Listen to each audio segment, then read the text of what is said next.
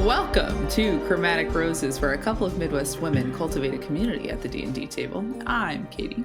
And I'm Soren. Today we're going to talk about what types of D&D player archetypes we think match with what classes in D&D. What we think would work best for you. Disclaimer here at the top is that this is just for fun. You are literally allowed to play whatever you want, no matter your player archetype. But we thought this would be some silly, goofy fun. And so we put this together for you. A prerequisite for this episode is probably to watch the Archetype episode. So we will link that. TJ will do us a solid and link that.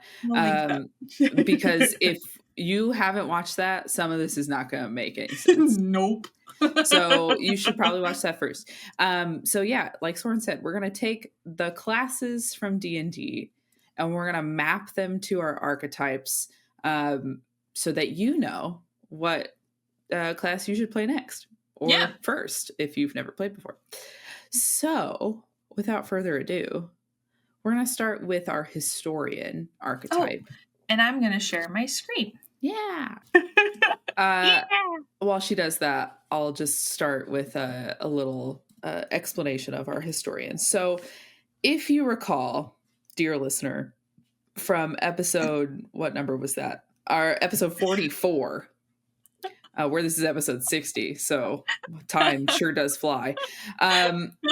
The historian is into story beats, details, world building, all of those like what you would think would fit in a book about your story. Yeah. So the historian, for each of these classes, we're going to have a few that we think are dominantly this class or this archetype. Yeah. And then we're going to have some that we think are like secondary that would also work for this, but maybe not quite as intensely. We got a couple of curveball friends too. Yeah. And again, just cannot be more clear about this. This does not mean that if you're a historian, you can't play one of the classes we didn't mention. That's not what this means at all. We're being silly and putting things in boxes because that's what humans like to do. Because that's what humans, Because that's what we like to do.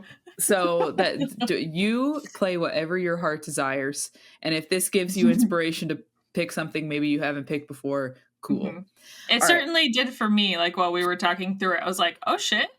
Oh shit. I've chosen that before. I'm gonna maybe try that next time.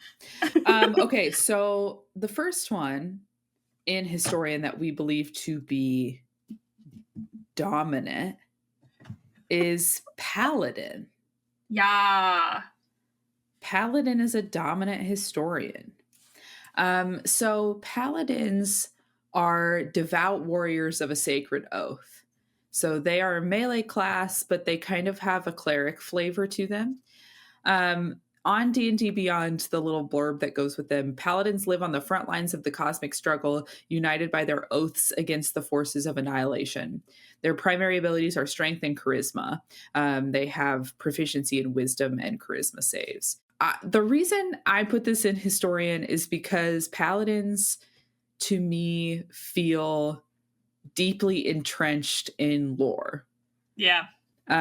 So like, yes, they're a like fighting class. I mean, technically all of these are, right? But to me, a person who plays a paladin likes world building and lore and details and all that kind of stuff. Yeah. Full send agree. Great. The next one is sorcerer. Not Soren. Sorcerer. Sorcerers, again, this feels, I mean, they're all going to sound the same because we're putting them under the same bucket, right? Which is historian. So again, it's just somebody who's deeply entrenched in lore. Sorcerers, a dazzling mage filled with innate magic, meaning that they don't have to get it from anywhere. It's innate to them. Sorcerers harness and channel the raw, roiling power of innate magic that is stamped into their very being. Primary ability is charisma. They have proficiency in constitution and charisma saves. So one of the things that's going to become clear as we're going through this there are many a way to play all of these classes Yeah. that would make them fit into different subclasses. And this is our first instance of one of our classes that we struggled to put in a box. So we gave it the dominant trait of the historian archetype, but as you will see happen a couple more times, it does not have like a sub archetype. Its sub archetype is all of them. Because we couldn't make it absolutely fit in one and not the others. Yeah. Last dominant one is wizard. This, I think, should be the most obvious because wizards learn magic from book. Yeah, make it nice and big so it's clear that it's obvious. The wizards learns magic from books. Historian equals books, and yeah. So 10 out of 10 for these three dominant classes in the historians. The classes that we thought fit in this in a secondary fashion were monks, warlocks, and artificers. I'm gonna make them really small. I love that because it's secondary, so that makes a lot of sense. So it's harder for me to make an argument on the secondary classes just because they are in fact secondary. These felt like ones that could be deeply entrenched in lore, but they just have a different archetype that is more of their like obvious fit. Historians are people who take a lot of notes.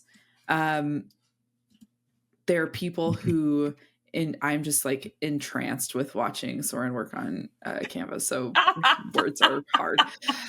Sorry. Monks, warlocks, and artificers all have a taste of that, I think. Yeah. And sometimes we were literally getting through this list and we were like, we only have 5 archetypes. So pair them up. Yeah. Yeah. Okay. I'm going to keep going. And once we have a bigger picture of these, I think there'll be a little bit more to talk about. I agree. Okay. So Lurker. So as a reminder, Lurkers are people who don't necessarily need the role play. They are here for friendship. They're here to listen to a story, but they're not necessarily like jumping off the couch to have the next scene. Yeah. So we thought the 3 top classes for this, 3 dominant classes, Druid is one, our quiet nature girlies.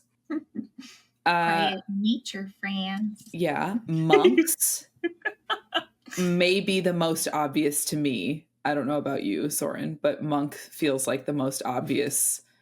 I think sometimes when there are lots of different monks across media, but the one that literally popped in my head when we were talking about this was Tilda Swinton's character in Doctor Strange. I know who you're talking about. I don't know her name.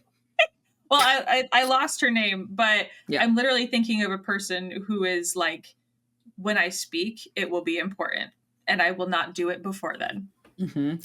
I'm going to drop the one-liner of your fucking life. GD life. Yeah. So yeah, I feel like monks are the most obvious class for this particular situation. And then ranger was the last dominant class. Ranger have little animal friends. Okay. I don't know. Maybe. I feel like I had to because of the wizard, but I don't have to. So I love that. The whole conversation about monk being the most obvious was, I thought we made the most obvious the big one. Okay. Wow. She is wiling out on Canva for our friends at home who are not watching this. She is having the time of her life on Canva. Always, dude. Okay. So, I don't know. This is all silly fun. Maybe you think Druid's the most obvious. Tell us in the comments. But nicely. Thanks. So, yeah, Ranger is our last dominant class. The only other one that we felt was like a secondary lurker was a rogue. And to me, this also feels like an honorable, like we have to because it's a rogue.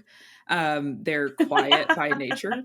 But I feel like if you're somebody who's just there for friendship and not really interested in being really participative, I feel like rogue can be a good option for you. Good word. Participative? Participative. It also like feels fun to say. I like want to start.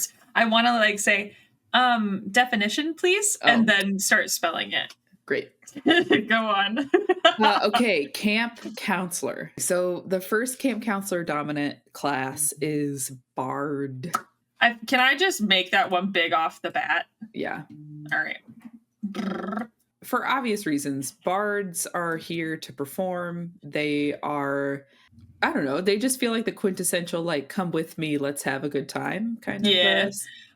Follow me and join the journey. Right. And please don't punch me. I'm here for a good time, not a long time. I'm just going to strum my lute. My name is Robbie Damon. Yeah. What? The other one is Cleric. Yes. And this one feels like your mom friend who just wants everyone to live. Okay. Please don't die. They're the ones that are panicking as soon as somebody goes down in combat. So yeah, Camp Counselors, Bards, and Clerics. The secondary classes are Druids and Fighters. Yar. And I know everyone their eyebrows just shot right up. Sorry, what? Reminder, silly, goofy fun time. And here's my argument for Fighters being Camp Counselors. Please direct your attention to campaign 3 of Critical Role, Liam O'Brien's character Orem. He's a fighter, and he's not always necessarily maintaining peace in his party.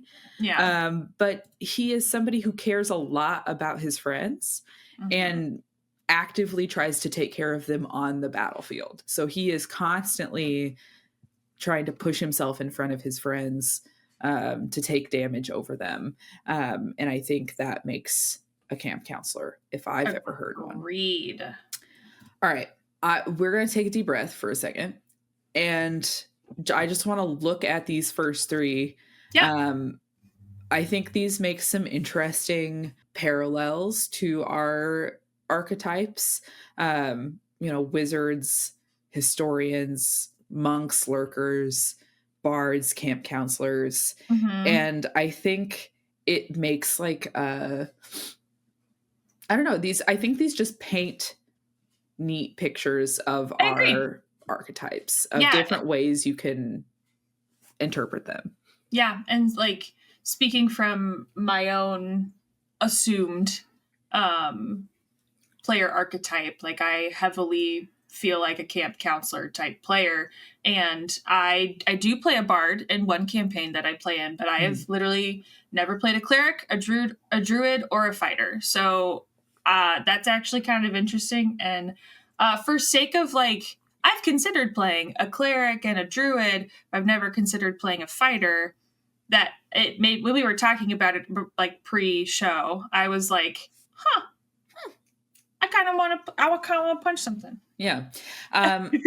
So we talked during our archetype episode about how these could easily be like a pie, right? So you're a little bit of everything, and maybe depending on the day, you shift into different roles. Yeah.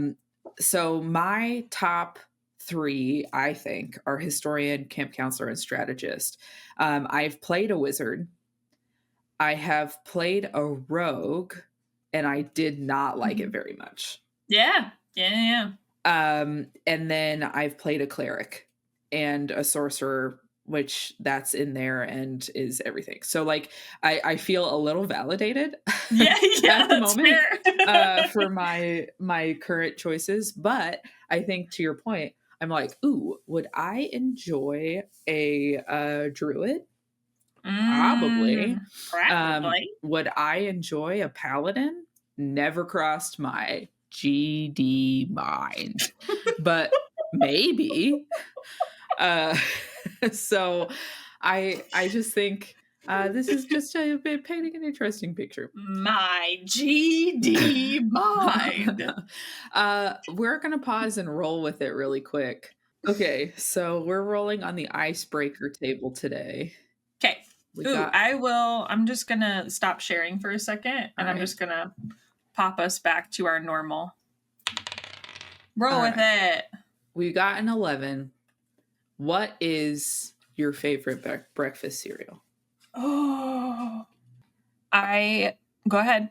I have like 5 that are coming up to the top same. of my mind. I'm just going with, I like texturally tapped into my like 6th grade, 7th grade noggin. I'm like, Okay. what did I have all the time? Yeah. Cap'n Crunch with Crunch Berries. God, freaking love that. But when it was available and when we could get it, Cookie Crisp. Sure. Mm-hmm. Sure. Back in the day, I almost exclusively ate Cocoa Puffs. Hell yeah. The chocolate milk at the end is a godsend.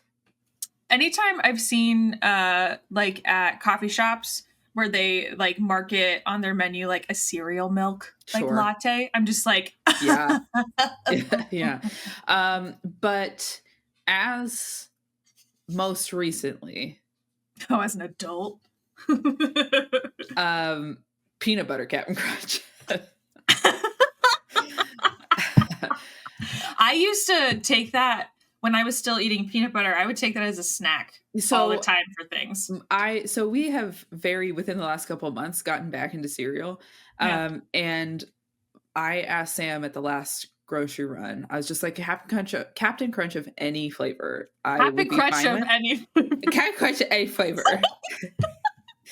And he just got me the regular, like, original Captain Crunch. 10 out of 10, man. Yeah. That's a banger of a cereal. Would eat again. I also like Frosted Flakes a lot. I do too. And I didn't eat them. I'm going to add another frosted cereal to this list. Frosted Mini Wheats. Sure. I love Frosted Mini Wheats. And I didn't eat them a ton growing up as a kid, but when Teedge and I got married, like he would get them occasionally. And then I like had this like rejuvenation of like, oh yeah, Frosted Mini Wheats. And so I was like, these are so good. I also ate Apple Jacks a lot. Apple Jacks are good. Loved Apple Jacks. Like, holy moly. Damn. I think we also had Frosted Cheerios for a time. Oh my gosh. I loved Frosted Cheerios. And I'm going to tell the dumbest short anecdote. My dad will never listen to this, but I'll make him listen to this clip so he can get a kick out of it. Okay. We used to visit my grandma and grandpa. They just live like several hours south of us. And we would spend the weekend with grandma and grandpa, and they just do breakfast different than us. And so I remember I was sitting at like the breakfast table with them. My grandpa Joe was sitting at the table with me, pours just plain ass Cheerios out. And then he had a shaker of sugar.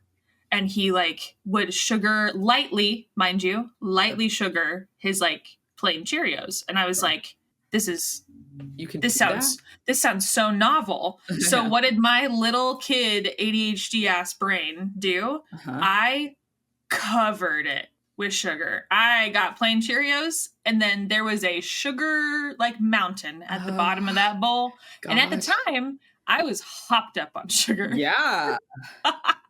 I don't do that anymore, but when I was a kid and I was like, you can do that with cereal? I was all over it. But I don't recommend. My grandparents, when I would stay with them every once in a while as a kid, like mom would be on a trip or would be doing something and I'd stay with them, their breakfast Grandpa often had oatmeal or, Mm-hmm. like, English muffin, like, they were very, like, warm breakfast Yeah. individuals. Yeah. But at mom's house, almost always. I had oatmeal sometimes, but I had a lot of cereal. I Um, didn't. Go ahead. my dad, though, is a vegetarian and a Mm-hmm. hippie, and so we always had, like, the organic kashi cereal. Yeah. Yeah. Yeah. Not the same as No. Cap'n Crunch. No. I did eat it, it was good, on retrospect, but, I mean, if I had to notice, I did not say that as one of my top cereals. Except when it tastes like sticks. It didn't taste like sticks, it's just, like, No, I just think it much tastes like less, sticks. sugary Yeah. Yes. is 100%. really all it And is. like, yeah. Truly, is cereal part of this complete breakfast? No. That's big cereal trying to get you to buy their fucking sugar candy puffed And rice. boy, do I. But does it work? Yeah. Sam, when he got his first round of cereal, got grape nuts. And I got peanut butter Cap'n Crunch. You know what? The peanut If butter I Cap'n Crunch is gone.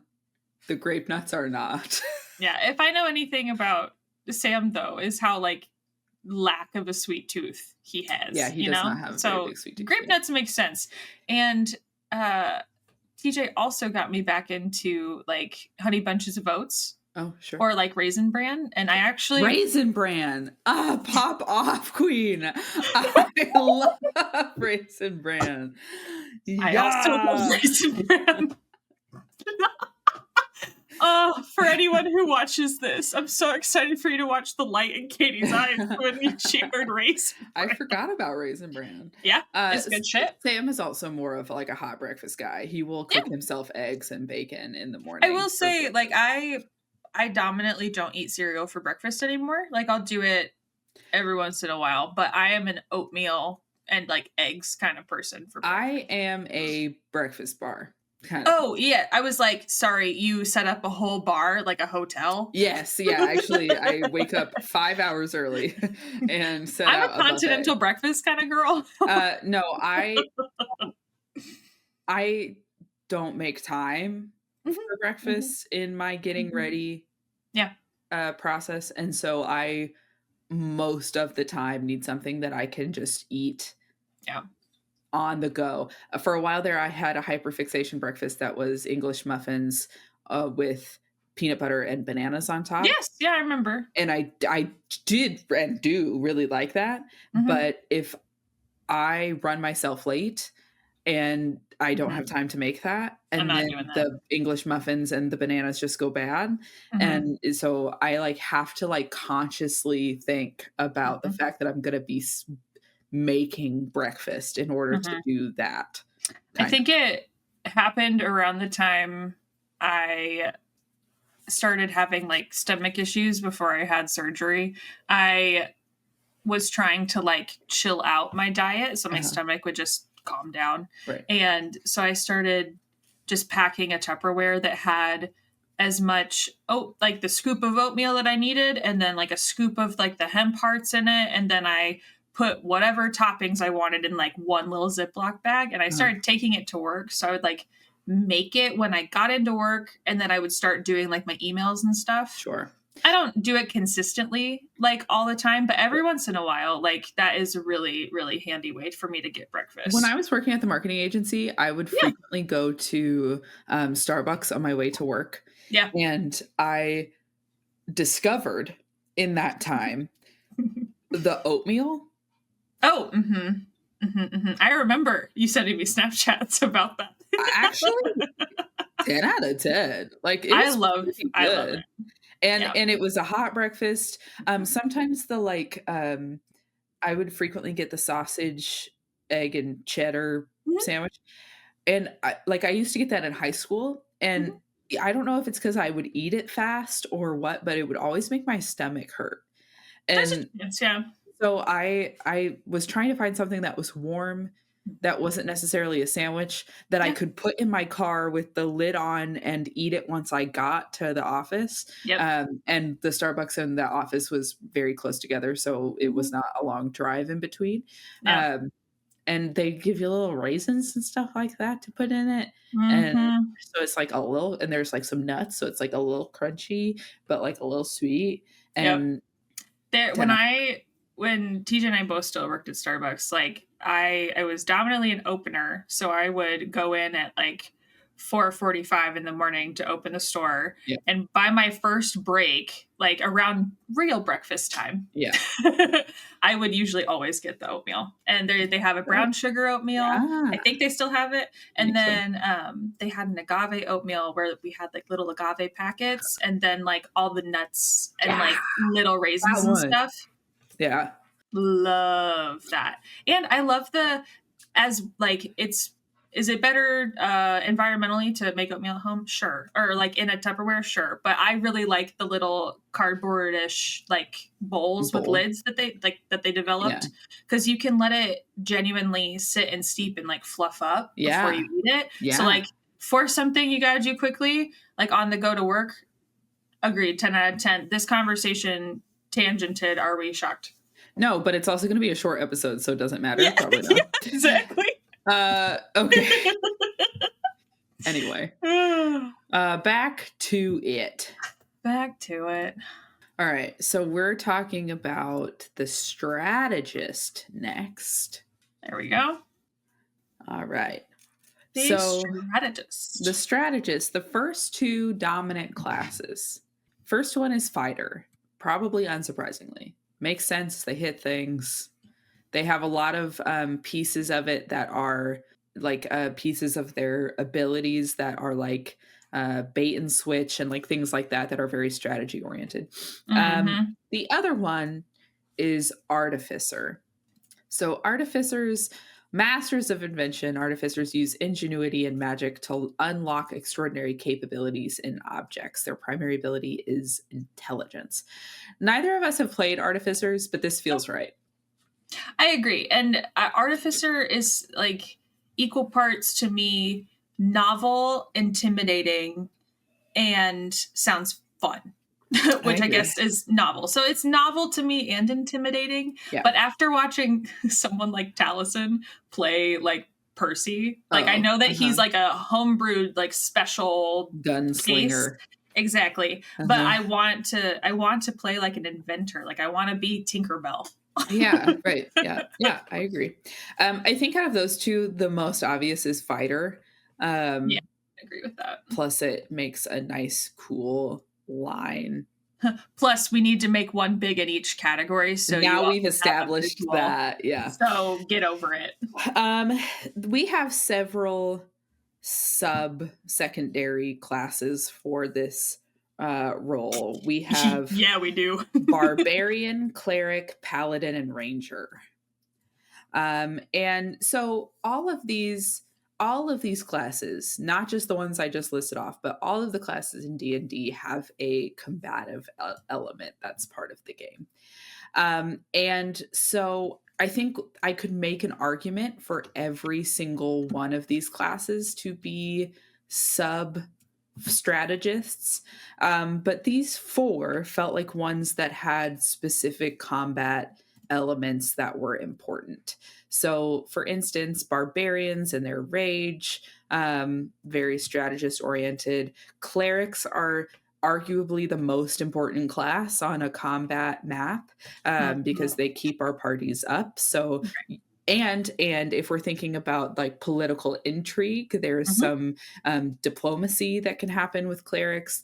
Same with paladins, but they also hit things pretty hard. And then rangers are also giving a like unique approach to a combat map of being a ranged fighter. So that's kind of how we got to those. Pot stirrers, we have three dominant classes for pot stirrers: barbarians, rogues, and warlocks. So barbarians hit things hard. You also have wild magic barbarians. Just kind of chaotic. Question mark? Yeah. Yeah. Let's wait. Let's talk through it. Sure. Okay. Rogues, again, like steal things, sneaky little guys. And then warlocks, well, they have somebody else pulling their puppet strings. So it's you don't always know what's going on with the warlock. And as somebody who plays, if you play a pot stirrer, remember from our previous episode that the pot stirrers are pushing boundaries. They're interested in chaos, all that good stuff. So if you're somebody who is interested in playing a warlock, it might be interesting to you to have part of your decision making being done by not you. Like the DM is in control of your patron and they can make choices for you. And that can mess things up. And like, I think we've talked about this before, but like being okay with that like lack of control when it comes to warlocks, being okay with being surprised by what you're being asked to do. So I could make, I mean, Barbarian being a dominant pot stirrer, like Soren was suggesting here a few seconds ago, I think makes sense. I think I could also make a obvious argument for Warlock. I was gonna ask and suggest, like, any of them, someone could drive home an argument for it, but because of the nature of the pact they have, I think that works great. So our secondary pot stirrers are bard, because they're also little chaotic guys who are, you know, I mean, the stereotype of a bard is the one that's trying to seduce the dragon. So no, stop doing that. That's kind of where we landed with that. So the other two that I stopped mentioning as ones that were you'll notice don't have a secondary class are druid, or a secondary archetype, excuse me, are druid, sorcerer, and wizard. Those were the ones that when we were talking about this, were like, man, I don't know. Did we put druid under camp counselor also? I think so, because I put it there. Yeah, it's okay. we were trying to, basically, when we were working through this, we went class by class and tried to put them in to one of our archetypes. And as we were doing that, we ran into three that we were really struggling to not put in each of the archetypes. And those three were druid, sorcerer, and wizard. And we kind of felt like when we were talking about it, I mean, Soren and I were both making arguments for them to fit into kind of all five of our archetypes in one way or another. And I think this can be true of all the classes. I mean, for instance, I think this is where this started to come up because Druid was the first one that I wrote with a like plus all. If you watch Critical Role, Keyleth is a Druid. She is insecure, shy, like struggling to find her voice, uses her wild shape and, you know, beasts out and does a lot of damage, ends up becoming this like prolific leader who, you know, warrants a lot of respect. Then on the other side of the spectrum, you have Fern Calloway, who is so chaotic, it is hurts sometimes. It's wild. So I think there's lots of different ways. So for instance, that would to me put Keyleth as a historian strategist type of player. And then Fern strikes me more as a pot stirrer kind of player. I think you could make arguments for either of those things. Wizard, similarly, I had, I think, Wizard in 4 different places when I had first put it down. Because Wizard, I mean, we put it in Historian. I think that makes sense. I think you could play a quiet wizard. I think you could play a wizard who tries to bring everyone into the fold. I think you could play a wizard who's very strategy centered. I think you could play a wizard who tries to push boundaries. So we put these 3 as these chameleon type archetypes that could kind of fit anywhere. And could you jump into our comments section and argue with us that everyone can be everything? Yeah. But we wanted to have a good time and be silly, goofy, and do this stuff. And maybe inspire you to play a character that you haven't played Yarp. before. Yarp. So yeah, this is kind of where we're sitting. We, I think, could have spent a long time in our prep for this episode arguing a lot of different angles for a lot of these classes. I think you could make an argument for just about every archetype, for just about every class. And I think the thing that I would take away from that is your D&D character is what you make of it. Yeah. So if we're thinking about each of these archetypes being a slice of a pie, and that we all have everything, and sometimes those things change on the day that we're there. Sometimes I want to be a lurker. That could mean that a monk would be a really good fit for me sometimes. So if you look at this list and you're like, man, I really consider myself a strategist, but my favorite class to play is a monk. It doesn't mean that that is incongruent with your personality type. Yeah. But if you're a strategist, if you consider yourself a strategist and you haven't considered playing an artificer, give it a shot. Maybe you should.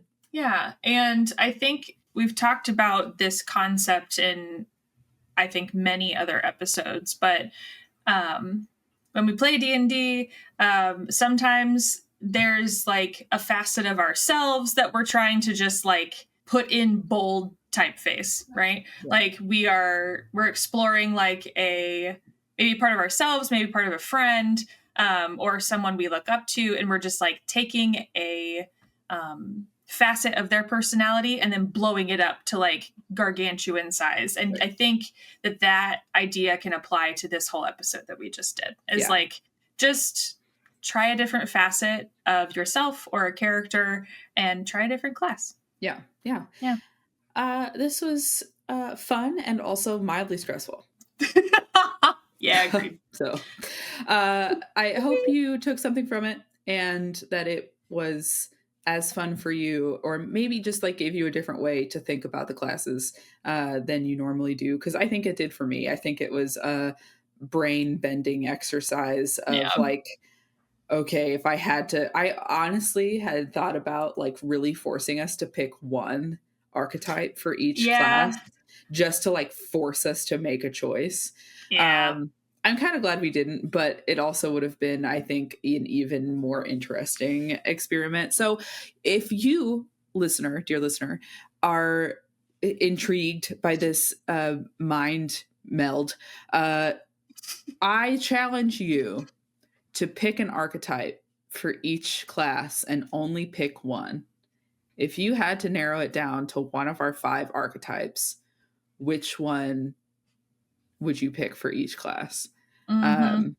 If you were, and I'm thinking about it, like if a friend was coming up to me and they said, what class should I play for D&D? I'm starting D&D for the first time. What class should I play? If I wanted to go based on their archetype alone, if I like sussed out that they were a camp counselor or whatever, and I had to pick one class, I had to make one recommendation, what recommendation would I make? It's interesting. Yeah, it makes like it's not a life or death decision, but it's kind of fun to be like, if somebody was like, nope, you get one. This is not you get to debate. I'm so overwhelmed by the amount of classes I have to choose from. Please tell me which one to play. Yeah. That's it for us this week. Thanks for spending time with us today, and thanks to Noah Trumbull for the use of our theme song. There's a link to his Instagram in the episode description, so be sure to give him a follow and stay up to date on his band and music. If you're enjoying this show, there's a couple things we'd like it if you would do. You can leave us a review. You can tell us either in the comments or on your podcatcher of choice what makes you continue to listen to this show. It just helps other people make a decision about whether or not they think they should listen to us or not. You could also follow us wherever you get your podcasts. So if you hit that like follow button, then every time we make an episode, it'll just like show up for you and you don't have to like think about it so hard. Lastly, you could follow us on Facebook and Instagram. Because there we will also tell you when we post episodes. But also we put little nuggets of neat stuff. Like, for instance, if you follow us on Facebook and Instagram, you might know that we were just at C2E2 because Soren posted some reviews of that, little highlights of what we did there. And so if you're like, wait, what? They went to C2E2? Bro, we met Matt Mercer, man. But I'm not going to tell you anything more about that. You have to go to Instagram to figure that out. And you'll know when the episodes drop. Anyway, I riffed on that one. You sure did. We also want to hear from you. Did something come up in today's conversation that made you think? Do you have a topic that you want to hear from us next? Or do you just want to say hi? Feel free to, if you're on YouTube, comment down below. We love to hear from you there. We genuinely get like all warm and fuzzy when we see comments. Or send us an email. Also, if you want, at chromaroses@gmail.com, and we'll do our best to respond to you as quickly as we can. That's CHROMAROSES@gmail.com. We can't wait to hear from you. This has been another episode of Chromatic Roses. I'm Caitie. And I'm Soren. Be nice or else. Okay, love you. Bye.